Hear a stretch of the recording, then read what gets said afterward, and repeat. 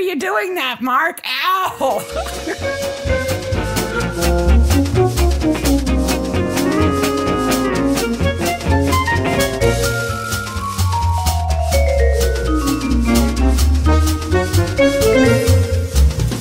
Hey, Maniacs. Hey, Maniacs. It's Mystery Maniacs. Mystery Maniacs is a comedy recap podcast. I had to stop myself from doing that in a Bela Lugosi voice. Dedicated to mystery TV. Each week, we dig into an episode of the show, including the murders, the mayhem, the loonies, and everything else we love. This week, Murdoch Mysteries, episode 9 from season 1, Belly Speaker. Belly speaker. Belly.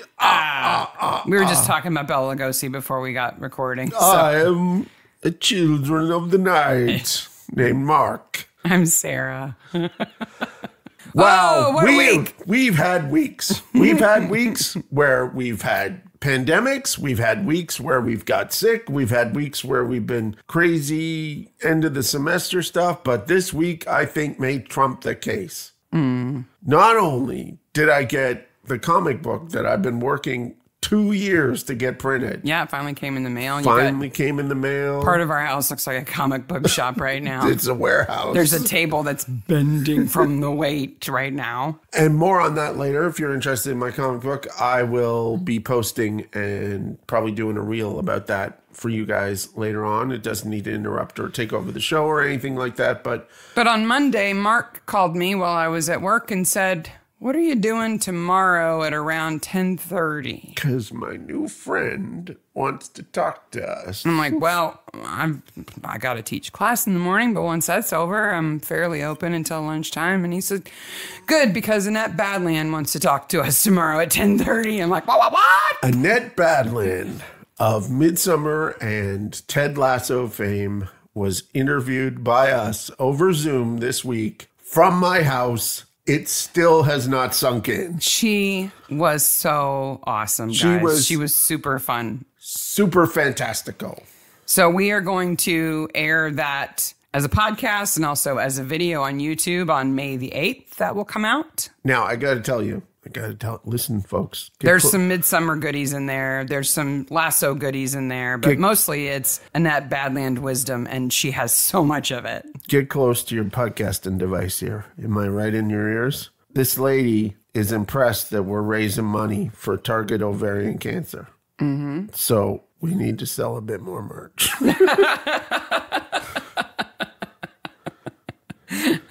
It's a good cause. We're happy to support it. It's a fantastic cause, and we do sell merch, but I would like to have a little more money to give to these people. Remember, we're not getting anything out of this, and in fact, we're doubling what you give us. Yeah. So we spend 45 minutes talking to my new best friend, Annette, and talked about all sorts of things. Sarah's right, Midsummer, and we talked Ted Lasso, and we talked her career. And we talked about where her giving and charitable philanthropic. We talked about her hanging from ropes. Philanthropic. Yes. Travel. I mean, you name it. All kinds of fun stuff. She's genuinely and a really interesting, generous, awesome person. Cannot be described by anything other than lovely. Yes. She was fantastic. So you will see her on video and audio on YouTube, and then you will see... It'll come out as a podcast episode, too. It'll come out as a podcast episode, too. Just fantastical. So that was a weird start to the week. And then that same night, I know it's really boring to hear about people's dreams, but I had this really weird dream that's been following me all week. And this is why we've been talking like Bela Lugosi. So I had a dream. I was standing in a crowd of people who were all wearing T-shirts with big printed text on them that contained some combination of the words Quiet the Night Pigs. So some people had Quiet the Night Pigs. Some people had Pigs the Night Quiet. Some people had the Pigs Night Quiet or Pigs Quiet the Night. It's been following me all week. So, of course, we immediately took to calling all of the night piglet. Because she snores at the foot of our bed every night. She is the night piglet. She is the night piglet. So then we were joking about Bela Lugosi saying, "Quiet the night, pigs." Never mind the fact that on top of all of this is the single solitary most stressful 2-week period for my sports watching. Which drives Sarah insane because I'm an abused Toronto Maple Leafs fan. They haven't won a playoff series since 2004, and they haven't won the cup in my lifetime, so I'm rather tense at this period of time. So what do? The first game of the playoffs, they completely blow it and lose by 4 points. And the second game, they win. I watched 19 minutes of that. Yeah, and then turned it off pouting and said, we can watch something else. I'm not pouting. I'm not watching them. I'm not pouting. They have to do something different for me to watch them. So all of that happened this week. It was crazy time. But we get to end it with recording this episode about belly speakers, about which belly is speakers. Awesome. Originally aired in March 16th, 2008. Farhad Mann, the guy who directed the first episode, directed this episode. And you can kind of tell it has a definite early Murdoch feel to it. Yeah. But I think the characters are further along in their development. The writing was really good. Larry Lalonde and Philip Bedard wrote it. Which sounds more like hockey players' names. Any Quebecois sounding name sounds like a hockey name. Yep. Why do you like this episode so much? Give me 2 reasons why it's one of your favorites. I like this episode because it has an open ending. Okay. And it is unfortunate that they haven't brought this character back. Okay. So that's one reason. I do like that. I also like that everybody is unsettled by this puppet. And it's always fun when adults are unsettled by unsettling things. It is truly uncanny, the word. Mm-hmm. Yeah. Like Bracken Reed puts the hat over it so he doesn't have to look at its face. So he doesn't have to look at its face. And it is that situation where you have something that is so lifelike and pretends to be lifelike and then isn't lifelike. It's Uncanny Valley, right? Yeah, it's Uncanny Valley. And so there's a story about this. I forget which famous person was, but some famous person had the Muppets on their show, and one of the Muppets was laying on the table, and they were upset. That was they had to Jack Black, wasn't it? Yeah, I think it was Jack Black. They had to go and say... Oh, no, it was Bobcat Goldthwait. Yes. Yeah. It was Bobcat Goldthwait. Elmo was just laying on a table. And he was like, go put your hand in him. Yeah, it's wrong that it's just laying there like a piece of fabric. Yeah. It's like it's dead. And especially the Muppets. I don't think I would expect the Muppets to move if I ever met them. Like, I would expect them to be moving because they're so integral to my entire childhood and adult life. I think that's the difference.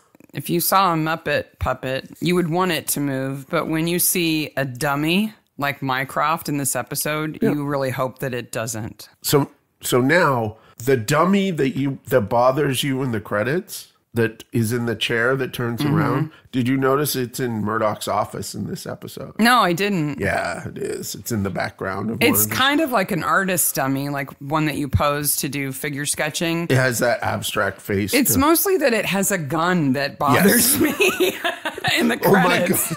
If Mycroft had a gun, he'd be much scarier. So there's a movie in 1978 called Magic with Anthony Hopkins. It's really an incredibly good movie. It has incredibly good people in it, like Anne Margaret and Burgess Meredith. It's fantastic, but it's a scary killer puppet movie.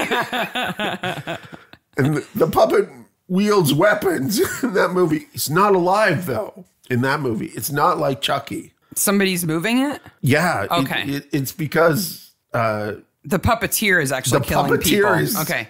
Insane. That's the difference, he right? uses, well, sort of. The personality that is the puppet has taken over his personality. But unlike Chucky, who's autonomous, right? But he's not autonomous. There's a long line of scary puppets. People are bothered by it, right? R.L. Stein has that puppet in the Goosebumps books that keeps coming back, and he looks almost just like this one, similar face. Yeah, the same with Stephen King. R.L. Stein just goes, Stephen King makes that really scary and gross. Yeah. I'll tone it back.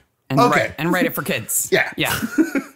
So we get started right away with somebody being dead, right, No. Roderick? Before that, we get Brown Brothers on that really horrible first shot of the episode. Did you see that? Oh, it's another one of these, let's take an old picture. Oh, yeah. And put people in little, it's just. Those bother me, so I don't talk about them anymore. Okay, this one is particularly horrible.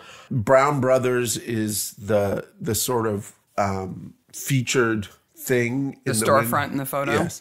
And I'm not gonna spoil anything, but Brown Brothers is one of the buildings that's destroyed in the fire in 1904. Oh, well, you spoiled that for us. That happened in reality, right? That happened in reality. Way to ruin reality, Mark. But there's a Murdoch connection at that point. But you gave it away. Yeah. Okay, then we get the body. Grimsby is the dead body, and he is found by this other drunken guy. Stanley Polk. Hey, you've been messing around with my wife, who's quite the catch, old Emmy. We will get to Emmy, because I think she may be one of the best parts of the episode. He shoulders the door open and finds Grimsby dead. Yeah. And Crabtree says he's a part-time dock worker, full-time drunk. Yep.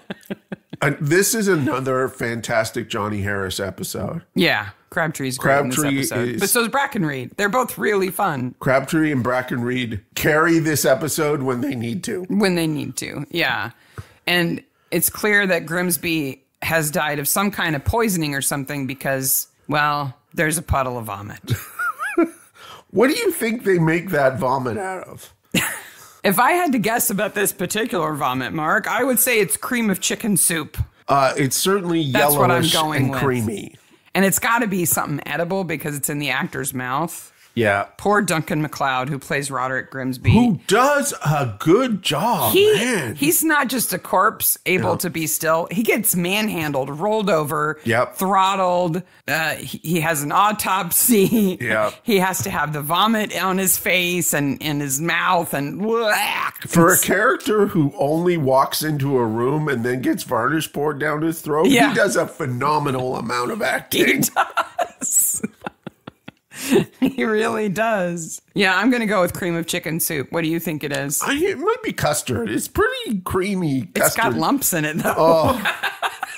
That's why I was going with cream of chicken. So let's think about this. It could be cream of mushroom. So you come in as an actor. You have to get your makeup done, right? Because he's all blue and gray. And he knows he's the dead body, right? He's got to have the bruises put on his neck. So then he has to lay down. Yeah. And then an intern. I'm assuming it's an intern. No, this is important work. That's true. The puddle of vomit has to be just right. This is a professional job, Mark. I am the vomiteer. Yes. Executive vomiteer. Vomit artist. Vomitarst. Yes. The puke practitioner. Vomite. That's fancy now. It's like sommelier, but for vomit. Yeah.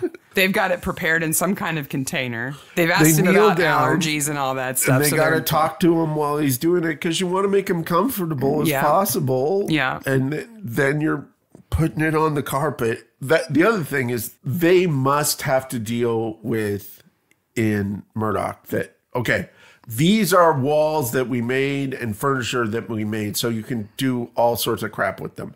But this is an actual antique here. It's a nice rug. It's big. It's beautiful. So it has to be something that doesn't damage that rug because I bet you that rug is an actual. Or it can't. Oh, yeah, it can't stain. It can't hurt his skin. It has to be edible, non-toxic, non-allergenic. It's a puzzle, man. If he was a vegetarian, then it's got to be like cream of mushroom. But if he's not, I'm going cream of chicken. You're saying custard, but there's lumpy bits. Now, I've made custard that winds up with lumpy bits in it. They're not supposed to be in there. That's when you have to strain the custard. That's not a euphemism for anything. Now, the heterochromia comes up later on, but if you notice, they're pushing the visuals right away. Oh, yeah. His eyes are open, and you see that they're two different colors. One's brownish, and one's bluish gray. It's great corpse acting, because Murdoch comes in, rolls him halfway over, puts his hand on his throat, everything. And he's just... Fantastic bit of there with the vomit rolling around in it. And then, the weirdness switch gets flipped. Oh, the voice comes. Because you hear, "He's still here. He's still here." And immediately I am creeped out. Everybody turns and looks at the wardrobe. Yep. Like, you open it. No, you open it. I'm not opening it. Crabtree kind of takes a step back at first. And Julia's like, I'm behind you, Murdoch. Protect me, Murdoch. What would you do? Okay. So you're in our house. You're in our bedroom. We have 3 closets in our bedroom. Okay. Yes. All with sliding doors. And you hear that voice clearly coming from one of them. I'm telling you to get out of the house and I'll investigate. Are you just going to start opening doors? Yeah. You wouldn't get out too? No. I mean, they're police. It's their job to open the door. I want to find out what it is before I call the police. Okay. And you just find a dummy sitting in the closet. Goodbye, Mark-shaped hole. That could happen in our house. That could happen in our house.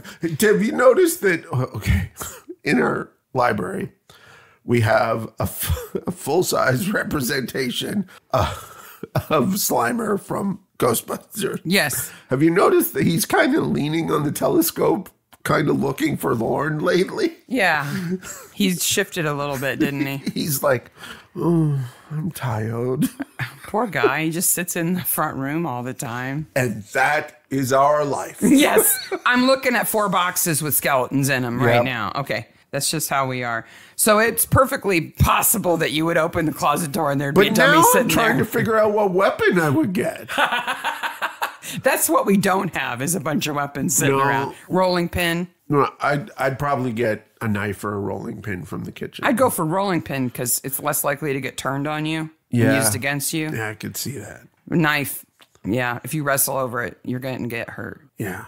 And I got one of those rolling pins that has the little rings on it so you can roll cookie dough at the right depth. Yep. So it got extra. You're going to leave a weird mark on somebody if you Whammo. have. That dent is exactly 1/4 of an inch deep. Plus, if I open up the door, I got to be honest, I open up the door and there's a doll there and it's saying that shit still, I'm beating it to death. You're grabbing its head with one hand and its body with the other hand and pulling, right? I'm just beating it. Why are you doing that, Mark? Ow! Oh, if it knows my name, it's dying. You pull it in half and then you hear, he's still here. There's another dummy in the next closet. What are you doing? Yeah, he's just sitting in the wardrobe, and then he basically confesses to the murder. That is there to lead you back to the wardrobe later on. Right. Harcourt is a ventriloquist by profession. I guess he's trying to be a professional ventriloquist, which means also comedian. Yeah. Do you know the history of ventriloquism? So there's a turn in this history, right? There's everything that happens before vaudeville, and then everything after. And really, before vaudeville can be summed up with the word demons. Not demons so much but it's belly talker, right? Yep. That's why they call it Belly Speaker the episode, because ventriloquist really means belly talker. Yes. But in Greece, in ancient Greece, they called it gastromancy. Yeah, which sounds like reading entrails, right? It does, or the sound that my stomach makes when I have stomach cramps. It was related to necromancy. Oh. But gastromancy. And they believed that it was the voices of the dead that were trapped in your stomach and made their way out through your mouth. Okay.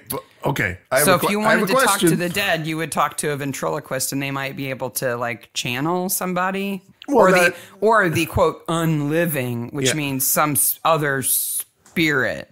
The idea of a medium being taken over by a spirit isn't new. The idea of it being in your stomach is specifically in your stomach. Yeah, that's a little weird. Like, how does it get there? I don't like. Do you have to eat the person? Is it a cannibalism thing?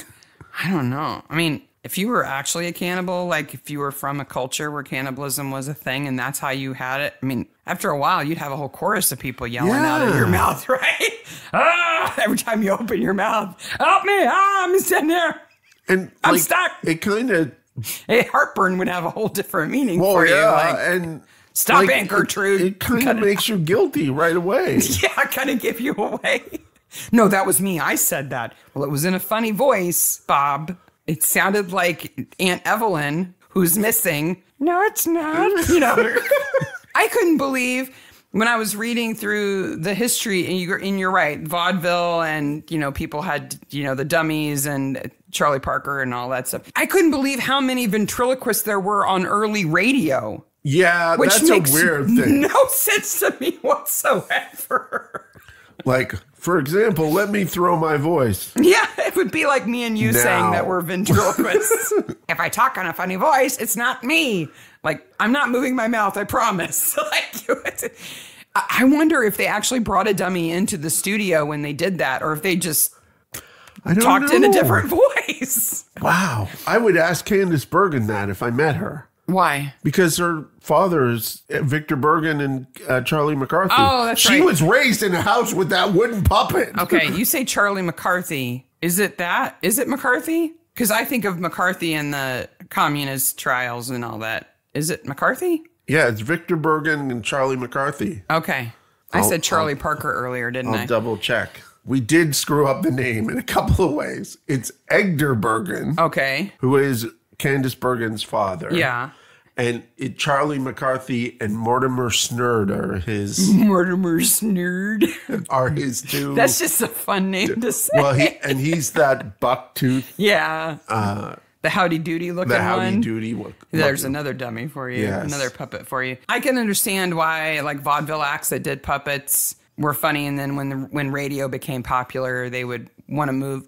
But it's one of those examples of that doesn't translate to this medium. No. You know? You understand why it's so popular in vaudeville and variety shows. Because you're there to see it. Yeah. You know, and there's no special effects yet, so you get to see it in person. But on the radio, I mean, come on, that's a leap of faith, isn't it? It could just be a completely different person talking, and you're pretending it's your dummy. Bracken Reed says that Harcourt's as mad as a box of frogs. Box of frogs. Which is, I love that saying. Do you know where it comes from? No. I love looking up the origins of phrases like that to see if their like original uses are close to what we think they mean now. Yep. And this one does, but it comes from this book from 1868 called Crotchet Castle by Thomas Love Peacock. That's quite the name. And it's a series of books by Peacock, and they're almost satirical allegories. Okay. Like the characters have names like Charles Chainmail and Little Miss Whatsit and stuff like that. Like, they're bizarre. But a character says, that man's as mad as a box of frogs. That's the first time it's in print anyway. I'm absolutely convinced that the Mike Mignola, who created Hellboy, the whole first series of that book is based on evil frogs. They are gross. If you've seen the movie, you've seen. Super gross, evil frogs. This episode is also another one that highlights the lack of one-way mirrors in 1890s. Yes. Over and over again, people are just standing outside of that window. I don't even know if it's a glass window or if it's just like a grate. It's just a grate. And did you notice it was open? So they can completely hear what's being said outside. It's like open about an inch. There's absolutely no privacy. I noticed it was open this time. So when Doyle's standing out there and having a conversation with Murdoch, Harcourt can hear every word they're saying while he's eating his not cream of chicken soup. It's cream of celery. Yes. You know what gag also works in the 1890s? The don't interrupt me gag. Oh, you promised you wouldn't interrupt me, Doyle. You're interrupting me. Yeah. You know where the best place in Toronto to flirt is? The morgue? The morgue. Yes. Why is there always the sexy talk in the morgue? Because that's the only time they see each other alone. I guess. When they're not, well, they are standing over a body, but they're not at a scene. Boy, do they get genetics completely wrong. They do it. They try their best, but like for Murdoch to have read Mendel meant he would have had to read it in the original Austrian. Early German. In early German. Yeah. Mendel was not popular or anything at this point in time. The word gene wasn't even coined to 1909, so she wouldn't have said genetics. It's just, that is for a modern audience right there. But I love the idea of Murdoch sitting on the beach reading Gregor Mendel's treatise. And I love how she's like, summer reading. Oh, summer reading. He's like, yeah, that is what I read, light summer reading. I remember when we first learned about Gregor Mendel in school, and we had to do Punnett squares for genetics, and we had to read about his pea plant experiments, and it was in high school, so of course every time the teacher said something about pea plant, people were like, you said pea plant, pea. Like, really? So he kind of produced his paper and told some people, and then just wasn't he a monk? He was a monk in the way that he took that vocation because it was kind of chosen for him. He didn't come from very rich people, and he wanted to go to college. And so he was a Jesuit, right? Yeah, Augustine. He failed at being a science teacher. He wanted to become a science teacher, and he kind of failed at that. But being a monk let him do science. So they basically let him run the garden, and while he was in the garden, he's a scientifically minded person. He starts to do experiments. He's like, let me crossbreed these pea plants. So people are like, I have problems with his statistics. Well, okay. He was like making stuff up as he went along, trying to figure it out. Give him a break. His ideas were so incredibly important. It's okay that his statistics were not the best. Yeah. Like, give him a break, dude. And he never got credit. He never got a Nobel Prize or anything like that. And he became abbot later on and then died peacefully. He's super sort of in a world where you were about to get the rock star science. He didn't get notoriety.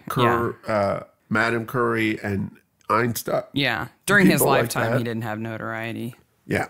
You know who's not a peaceful monk type? No. Doyle. Oh, because he hugs aggressively and then throws his cane at everybody. Why does he do that? So, surprise Arthur Conan Doyle in this episode. Yeah. I was like, so Thursdays I get the pictures for this episode to prepare the reminder social media posts. And I'm like, Doyle's in this episode? I forgot Doyle was in this episode. Yeah. He just shows up and starts throwing that knob carry at everybody. Yeah. There's so many times when I'm like, stop doing that. You're going to hit somebody in the face.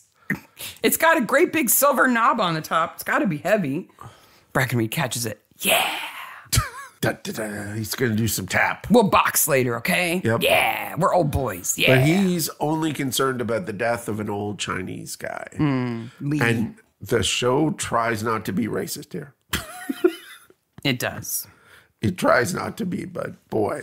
It's and then he's like all over Julia, and I'm like, oh, and Murdoch's like, oh, there are no French restaurants in Toronto. What's French? There's no French food. French don't eat food. You can't possibly go to eat with Julia. I want my stomach contents. Doyle kisses her hand, and she's got a vial of vomit in her other hand. Like, I wouldn't be kissing Julia's hands for $1 million. She doesn't even have running water in a sink. She washes her hand in a bowl. No. In the morgue. Like, where's the soap, Julia? Where's the clean water, Julia? That water was already pink when you put your hands in, Julia. She washes in the lung water from last episode. Lung water is great for moisturizing your hands. If your hands are a little bit chapped, dip them in vomit. It's great. So I have a question. I have a question here. Okay. Was this puppet called Mycroft before they wrote this, before they put Arthur Conan Doyle in this episode? Mycroft was not that unusual a name. Yeah. He goes, it's a name I'm familiar with. It sort of stops being used in the early 1910s. Yeah. Unless you're a Sherlock Holmes fan, and then, you know, like you named your kid Buffy because you like Buffy the Vampire Slayer. So or whatever. Mycroft is Sherlock Holmes' brother. Yes, but the name Mycroft was not that unusual, so it's completely possible. Okay. But did the writers change the doll's name and the brother's name to be Mycroft when they added Doyle to the episode? maybe. He's a minor character. And like Hound of the Baskervilles, Mycroft is always my favorite part. I love Mycroft. The Mycroft Holmes in the Jeremy Brett Sherlock Holmes is fantastic. Mycroft in Sherlock is played by Mark Gatiss. When he showed up, I was like, oh yeah, it's on. I think naming the dummy Mycroft and the brother Mycroft in this episode really just makes it a little bit confusing. Oh, because you do? Doyle's in it. Oh. If they changed it to Mycroft because of that character being in it, I think they didn't need to. Because the character had already been named. Like Mycroft appears in the books, in the stories really early. And also, I don't know why a dock worker and a house cleaner would have named their kids Mycroft and Harcourt. Yes. Like, wouldn't they have been James and William? I keep on thinking, Harcourt Fenton Mudd. Who's a character on Star Trek. Oh, sorry. Yeah, Harcourt and Mycroft. They are weird names for kids of traditional people. Not traditional. Full-time drunkards. Full-time drunkards. Don't name their kids Harcourt. Yes. Speaking of Fred Russell, his name gets dropped in here like nothing. Well, Doyle says that he has seen Fred Russell perform. So Fred Russell is a pretty interesting cat. He starts as a journalist and then basically does ventriloquism on the side and completely revolutionizes ventriloquism because he came up with the notion of the straight man and the puppet that told the jokes. That's amazing. And I would say... So before then, the puppet was the serious one? No, they just had conversations. The whole idea of it being comedic is from him. In addition, he wore top hat and tails. Oh, yeah. And I would say that... That's iconic. That Charlie McCarthy, the Edgar Bergen puppet who is in top hat and tails, is probably a nod to him. Yeah. So he basically works as a journalist, and then after he does a couple of shows, this guy in London goes, you could do this for a week at my theater because everybody loves it. And it built shows around him and built variety shows around him. So much so that he set up the Variety Performers Union in England. So he was a big deal. He's an organizer, incredibly well loved by both the public and other performers. It's nice to hear of people who are famous and also just good people. He got an OB in 1948. Charlie Chaplin spoke at his 90th birthday party. Oh. Nothing but glowing terms. Said that he wouldn't have had a career without him. Does his puppet have an accent that comes from a place that he didn't come from? No, because that's kind of stupid. Because Mycroft is from the Bronx, I think. Yes, I think Mycroft is from the Bronx. Yeah, that accent is like... Can you imagine two kids running around doing that voice? Oh, every little kid does strange voices. What are you doing, Inspector Crabpeed? Crabpeed! Crab and Peed. The puppet's annoying. Oh, little kids that do weird voices for their animals? Yeah. Murdoch has his teddy bear named Bear. God, that is the epitome of boring, isn't it? Yes, I am boring. You're right. That part is so fantastically Murdoch. It's supposed to be touching. Like, I understand identifying with, having an imaginary friend. And the first part is so touching. You're like, He goes, what did you name? Bear. Bear. Oh, Murdoch. Oh, Murdoch. Who's the walrus? And then Mrs. Polk shows up and just flashes her boobs. Okay, so first of all, Mrs. Polk is a combination of the world's horniest camera person and Mrs. Polk. Is she the most sexually blatant character in all of Murdoch? I don't know. There are some characters who are supposed to be prostitutes that are a little bit more overt, or can girls who are more overt. But as far as hobby sex, yes, she is.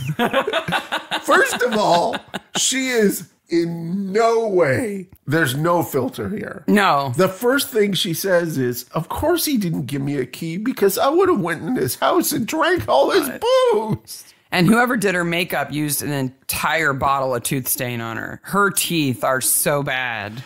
If you notice, her teeth are stained and so are Harcourt's teeth. Yeah, it's a class thing. Yeah. Do you know how they'd put that on? No. So if you, they call it like tooth varnish or tooth paint. So you have to completely dry the tooth and then you brush it on like nail polish. Oh. Right? So you have to like take a can't paper taste towel or a nice. Q-tip and dry the tooth until it's like, and then you brush it on. And then you got to kind of pull your lips back and let it dry while they do the next line. So you got to like have your lips play back, which is why you always see it on people's top teeth, but not on their bottom teeth, because it's just like you can't just like fold your bottom lip down for like an hour and let it dry. But what I learned looking into this today, I knew about it, but I was looking to see where the technology had moved to. If you put it on a crown, it'll stain it. Oh. So don't try it if you don't have your real teeth, because it comes right off real teeth with a Q-tip with some alcohol on it. Yeah. But if you put it on a crown or a porcelain veneer or something, it just soaks in and it'll be that color. Speaking of alcohol, Mrs. Polk certainly enjoys her alcohol and her sexy sex. She like takes her shawl down, like, look at my cleavage. And Murdoch's like, oh, that's uncomfortable. Okay. Yeah. And then she says probably the best line in the episode. I was just there to knock boots with Roddy Boy, Mr. Murdoch. I figure if the Lovin's top drawer and the man wants to bring puppets into it, I'm not complaining, am I? Puppets is a line for me. Yeah, we all have our limits. No matter how good the Lovin is, puppets are right out. And I don't know why Roddy would have had the puppet anyway. It's Harcourt's puppet, and Harcourt didn't live there. He was concerned about the puppet, I guess. He wants to cry and talk about the puppet every time he gets drunk. I don't know. But the Lovin was good, so. Okay, so here's how I interpret it. Remember, this is a spoiler podcast. We're about to tell you who the killer is and what happened and what, the end is and give it all away. Yep. I don't think he was talking about the puppet at all. I think he was talking about his son. I do as well. He's crying about Mycroft, his son. Yep. Not a puppet. But the only Mycroft she knows is the puppet. So she thinks he's crying about the puppet. I completely agree. We need to have a climactic boxing match. Well, before we get there, just so you know, if you hear Mrs. Polk talk about knocking boots. Yes. She's talking about making love, having sex. Yep. And it's a pretty common, since maybe the late 90s, to be used in songs about hooking up with people. But the rappers of the 90s, the reference goes, the term.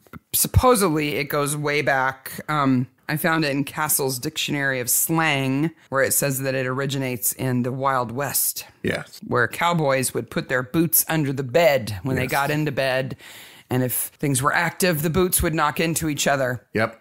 I'm personally not buying that explanation because I don't think cowboy boots make any noise when they knock into each other. They're just leather. The other thing I heard was that you wear the boots during the activity and you're knocking your boots together. Okay. And I was like, ooh. Ew. Wearing your cowboy boots in bed. Because remember, as mentioned before with Murdoch, there was horse shit everywhere. Everywhere. But my favorite thing about looking into this was I saw, it was like a discussion where somebody posted, what's the origin of that? And somebody answered that, somebody explained what it meant and then talked about the origin. And the next comment was, great, this explanation has ruined this song for me. I thought knocking boots was a reference to line dancing. It's not line dancing. You are. Unless it's a horizontal line. Incorrect. Yeah, so Doyle and Brackenreed are boxing in the bar. Yeah. And nobody's breaking it up because they're classy. Yeah. Right? They're classy guys. They both got vests on. He doesn't know how to turn the screws. Sleeves folded up. Yep. Why are they doing this? I think, I don't know. They're pugilists. They're just having fun. I guess they're having fun and they're trying to prove how manly they are. I think the actors were having a really good time. In Sherlock Holmes, he fights, but everyone at the beginning of any Sherlock Holmes fight thinks he's a dandy. They don't think he's going to be a very good fighter. And then he kicks their butt. But he's studied. Yes. Yeah. Maybe that has part of it. Well, and if you went to a fancy private school, you would learn boxing, the pugilistic arts. But that's not Brackenreed. He didn't go to a fancy private school. No. He would have learned how to box from the streets. Yeah. So I don't know which of them would have actually won. I don't know. They're well matched, though. They're having a good time. Well, one thing you should know, Mark, is that shellac affects the muscular system and varnish just causes gastric bleeding. Yes. Duh. Who doesn't know that? Who doesn't know that? So Does clearly, Harcourt wear his tux all the time? I don't think he ever gets to change clothes. No, he doesn't. Once they find him in the wardrobe, that's it. He's under arrest. He never goes home. He never goes home. We'll call him Harcourt because that's what we're going to call him for now. Yeah. But they make this big deal out of, well, the dummy is so important that he only used the finest shellac. How often would you have to shellac that dummy? It's not like you have to do it every day. Yeah. And the other thing about the dummy that weirds me out is the portal at the top of its head. So you have to know the mechanics of a dummy, right? Yeah. There's cables in there. Yes. So there's a jaw mechanism that's a trigger. So you pull a trigger on a stick and that shortens a cable. It pulls the cable down and that makes the jaw go up and down, right? Yeah. You turn that handle left and right and that turns the whole head. But then you would have two little loops that are attached to wires that are on two of your fingers, okay? And one of them opens and closes the eyelid mechanism and the other one moves the eyes left and right. Okay. Okay? So those are finicky things. I would know. imagine. I've built them. They're finicky. And so you've got to have a way to access that eye mechanism, which is why he has a screw top head, because you have to take that part of his head off to access the back of his eyes and make sure that those cables are attached firmly. Because the last thing you want is for a cable to snap and then the eyes just go floop and they don't move anymore and they look really weird. Then it looks undead. But it is an entire, like you're gripping the rod with the palm of your hand and like a couple of your fingers. You've got your finger on the trigger. You've got two loops on two fingers and you're turning your hand back and forth. When he says his hand has got nerve damage and goes numb, I can believe it because it would be, it's difficult to do. Well, and there is a person listed as the puppeteer in this episode who I'm assuming is actually doing the puppetry whenever you can't see the actor holding it. Yeah, it. like when he's being interrogated, the puppeteer could be kneeling behind him and you wouldn't see him. He'd be next to him and out sort of of shot. like those people in the hallway that we can't see through the screen. No, we can see them perfectly and hear them. Oh, okay. Well, there's Doyle's a a violent drunk, by the way. He is, and there's a subplot here. I know he's sad about his wife, but so he has to take it out on an entire bar. The subplot, I didn't like here's a big black guy who's going to beat you up. I felt that was a little too on the nose. I don't think his intention is to come beat Doyle up. I think his intention is to come restrain him. That's why he doesn't punch him back. I think so. But But Murdoch has special powers. If he grabs your collar, you're incapable of fighting back. No, you stop fighting right away. And you leave your jacket and your hat behind and your cane, which are probably incredibly valuable, and maybe contain your wallet and your papers. Probably. Oops. I'm out of here. But he tells Murdoch what's going on about Tui. Yeah. Tui has consumption, which is tuberculosis. And he's come all the way to Toronto to find a cure for it. Which is cupping. Yes. Okay. Which is what happened to Mr. Lee, the man who died. So now, like, if you saw somebody who has been cupped, you would immediately know that what was going on. Even if you didn't know what that was, you would know they hadn't been beaten with a round-headed stick. That's for sure. Because it's like if you do acupuncture, they're applied in a very specific order and a specific arrangement. It's not random.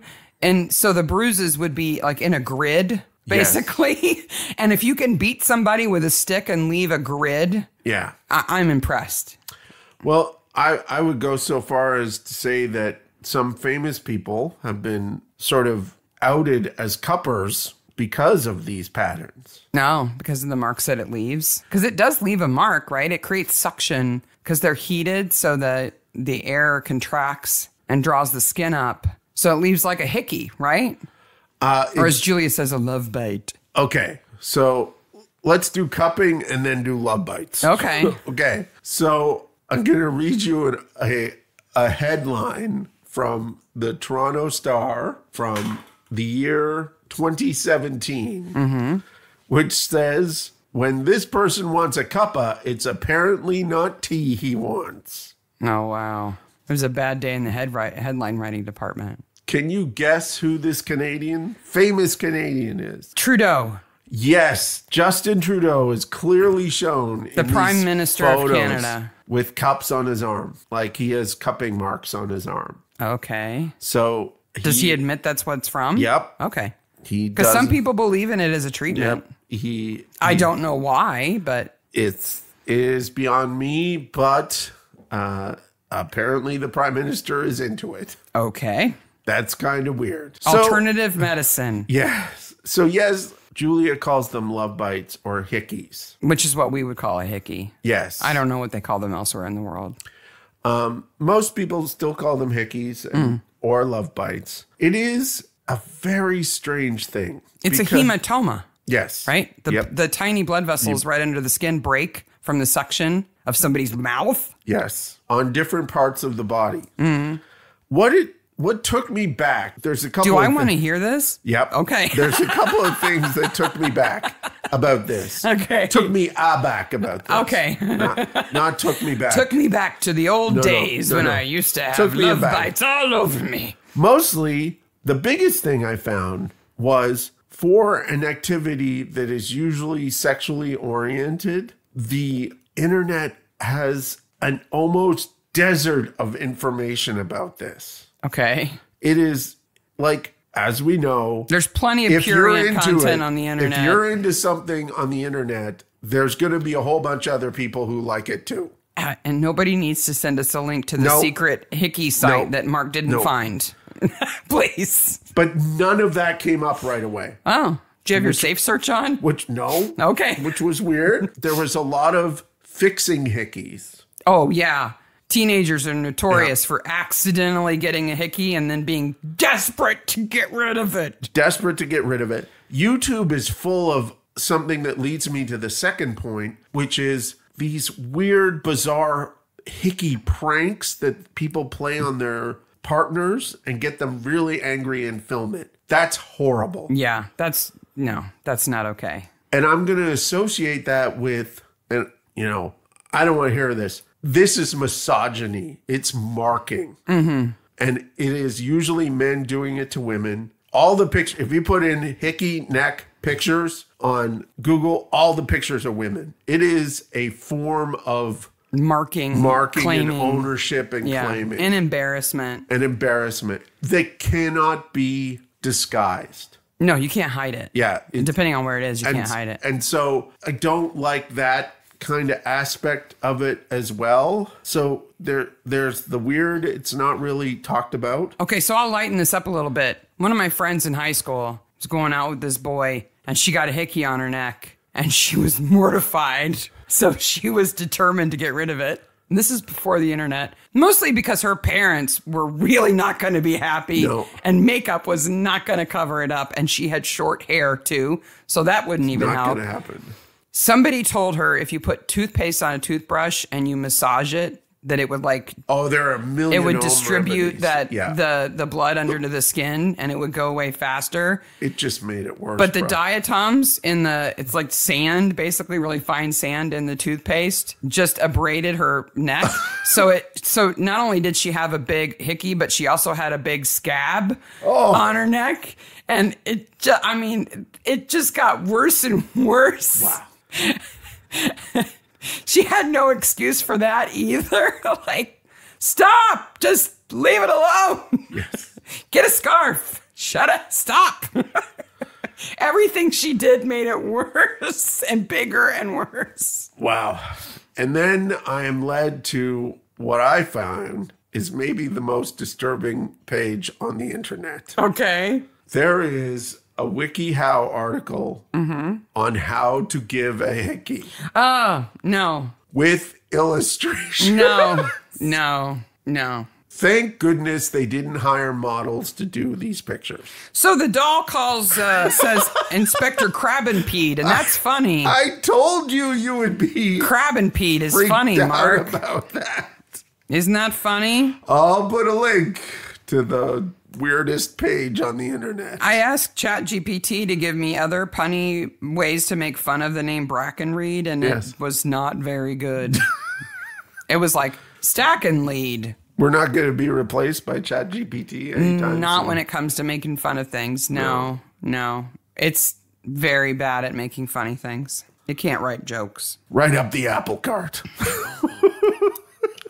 Who Does Julia have special connections in the records office? Who gave her all of the G birth records for 3 years in Toronto and let her just carry them out in a day where there were no computers? There wasn't really even carbon paper widely used. So these are original. They're the sole version of these documents, and she just carries them out. Just gets them. And couldn't she have easily gone through them and just pulled those two out? She knows the last name. Yeah, she could have easily done it. She doesn't need the whole stack. Yeah. Did you look at those birth certificates? No. They look like old library cards. They do look like old. Used to be in the back of the book. I looked at the one that they had. It was recorded on 9/11. Yes. I noticed that. Yeah. But otherwise, father's occupation, dock worker. And then the thing that happens in every single episode of a television show that has a ventriloquist with a dummy, we must go and not talk to the ventriloquist. We must go and talk to the dummy. Yes, because the dummy is his alter ego. I've been speaking to the wrong witness. Harcourt has a twin, Mycroft. Now, this breaks a major rule. Okay, twins is a bad You cannot use twins thing. as a plot point Yeah. unless we already know there are twins. Yeah. Right? If they're introduced as identical twins, that's fine. But you can't have a secret twin. Yes. It breaks a rule. Bad, Murdoch. Bad. Yep. It breaks a rule. It ends up that the twin is stuck in the cupboard, and we learned in the theater episode that bodies don't decay, putrefy, or smell in Toronto. So because you can't be drunk enough to miss that. No. I don't care how bad of a drinker Roddy was. He would have noticed. For what, 15 years there was a body in there? So, yeah, it's been a while. And then we get to me, the best part of the episode where you are confirmed that he is completely faking. He throws away the dummy and walks off. I do like the moment when they realize they haven't had Harcourt in custody at all. It's been Mycroft the whole time. And they realize that after they've released him. Yep. Right? So they say, oh, your brother did it. Yes, he did it. I don't know where he is. Yeah. They let him go. And then they realize that it was him the whole time. But again, suspension of disbelief. I know. If they're identical twins, their heterochromia would be identical too. Genetics is not really understood. I know. I also don't trust photography of the time to know that it's not a reverse negative. Yes, I did think about that as well. So I guess they would have to match it to the dad's eyes and say, well, his are left and right, and these are left and right. So they're the same. Then Murdoch sees a ghost. Yeah, let's talk about Murdoch and the ghost. Okay? Okay, so. In a mirror. This is always an important thing for me. The ghost is in a mirror. I'm just pointing that out. So his little eyes are flip-flopped. I know. Okay? So who knows who he is? Who knows who he is? Anyway. This is always an important point for me. I think it's because I was raised on the X-Files. Mm-hmm. Right? So I'm always looking for that point where you're like, oh, you've crossed a line. Yeah. And it's supernatural now. And this is important to me even in my own, like in my comic is about a bunch of teenage girls who use science to disprove ghosts. Yes. But then one shows up. Right. And it is a clear line of delineation. Yeah. Like there is before this page happens and after this page happens. Well, it might not be a ghost. It might be an angel, Mark. It could be an angel. It could be. He may be having a religious vision. I don't like that Murdoch sees the ghost here. I really don't. The glowing little boy in the flat cap who's finally been avenged. Yeah. And gets to go off in peace. He earned his wings. It just makes me think that Harcourt, the real Harcourt, the dead Harcourt, should have been haunting this apartment the whole time. He should have been. Well, we don't know what he saw. That's true. Knocking boots. Ah! That's why he's a troubled ghost. But could you, okay. Go ahead. Could you kiss somebody in a room where that puppet was? Yeah. Okay. If it's sitting on a shelf. Okay. Yeah, I don't care. Okay. It wouldn't bother me. You wouldn't put a helmet over it? No. Now, if I was trying to go to sleep and some sliver of light was coming through the curtains and striking only its eyes, I might adjust the curtains or turn its head around. And it was saying, he's still here. Yeah. I'm getting poltergeist in the dummy. Yeah, it's a They're little poltergeisty. here. I really don't like the ghost part at the end. I can tell you, though, why Mycroft, the character, doesn't come back. You said it's open-ended, so you would have loved to have seen him come back in another episode. Yeah. I can tell you why, definitively, he does not come back. Because he burns the dummy. So he's cursed now. That's true. So he's probably dead. He might as well have broken a Ouija board on top of it, too. Exactly. He is totally cursed. You know, if you break them, they bleed. Yeah. And so he will be forever haunted by a ghost dummy that you can't be killed. Going, yeah, what'd you do, Crab and Pete? Yeah. So he's either in an asylum or he's dead. That's why he never comes back as a character. Wow. He's done. And that is... And a dummy that has his name. Yes. So what are you going to do? You going to argue with it? Yeah. Mycroft, shut up. Mycroft, shut up. Yeah. Like, no, he's locked up somewhere. So this is our first non-happy ending, too, in a show that kind of forces happy endings. Well, the Doyle ending is happy. He's going to go home and hang out with Tui. And he does. Yeah. And that's a good ending. So we don't get a satisfying tie-up of the case, but we do get that. Yeah, Crab and Pete. We don't even need to talk about Best Corpse. Nope, because there's only one, and he is awesome. Well, no, there's two, but one is skeletal. That doesn't count. Doesn't It's a good prop. Yeah. But it still doesn't top Roddy and his vomit being rolled around on the floor and strangled. No. I have one question for after the credits. Other than that Mycroft is going to be cursed? Yes. What? Do the Bulks stay together, or is she looking for a new man to knock boots with? I think Emmy and Stanley stay together. Okay. They've been together this long. Why would they split up now? They probably have children and stuff like that. Crazy, too. Yeah, but are they his? Maybe. Dun, dun, dun. Dun, dun, dun. There's another mystery. This whole part has the air of poverty and Whitechapelness that I think the books have. Yeah. Certainly the movies have. Yeah. Emmy is a happy poor person. Yes. A happy drunk poor person. We're not supposed to think about the fact that she lives in poverty. And I think it is liberating that she enjoys sex for sex. Okay. No, like as a character at that time. Okay. So. I support that idea, but not Emmy. Because she's a little over the top. Now, the German woman in the couple in the earlier episode, where he liked to watch her have sex with other people, I support her and her openness and what she wants to do with her life. But they're rich. They're rich, and she's not like walking around with her boobs hanging out. No. Emmy's a little over the top. She is. Emmy's a little over the top. She needs a bath. Yep. A toothbrush, and some buttons. Some of that whitening toothpaste. And some buttons. And some buttons. Don't put it on a hickey. Put it on your teeth. Yeah. It'll work. So that is Belly Speaker. Yes. What's episode 10? Episode number 10 is Child's Play. Now, this is a pretty serious episode. Comes out May 1st for us. It's about home children. About the homeschools? No, it's about the children sent from England to live in the New World. Ah, okay. They are called home children. Okay. Because they're sent away. Yeah. So they're called home.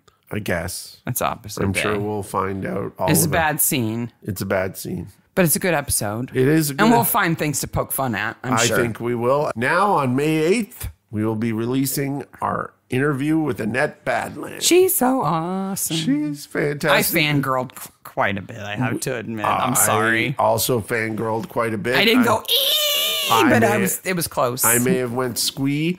We're not going to have a newsletter in May, but I may post a thing to the list about the Annette Badlands interview. And then... now we have maybe false confidence to maybe try to land an interview with somebody else who's important. So we'll be going after other people. I think we're going to go after some other people. Because now we can say, Annette Badland talked to us. Yes. She's more famous than you are. Yes. That'll get him. Yes. That's not a way to do it, but... That's why you do it and I don't. And then we will return on the 22nd of May because we're going to take a week off. Yeah. Because I will be in Canada. Yeah. So. It's hard to podcast at a distance. We could do it, but it wouldn't be as good. Yes. Oh, until then, try to keep your cream of chicken in your mouth. Yes. Give that lady some buttons. Glue, hooks, duct tape, whatever. Something. Yeah. Cover your boobies, Emmy. Mrs. Polk and your boots. Okay, it's not mentioned at all. And I really noticed it. No, I really noticed it in this episode. How, and it's mentioned later, but Julia calls him William and calls everybody else Mr. Ooh.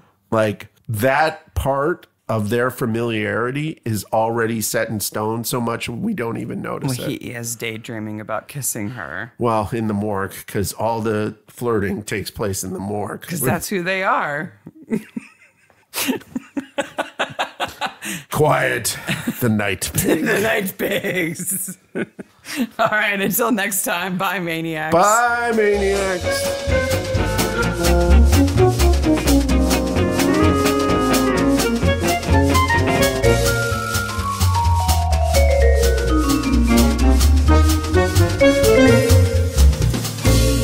I'm getting all confused. The dummies are getting to me. Get out of my head, dummies.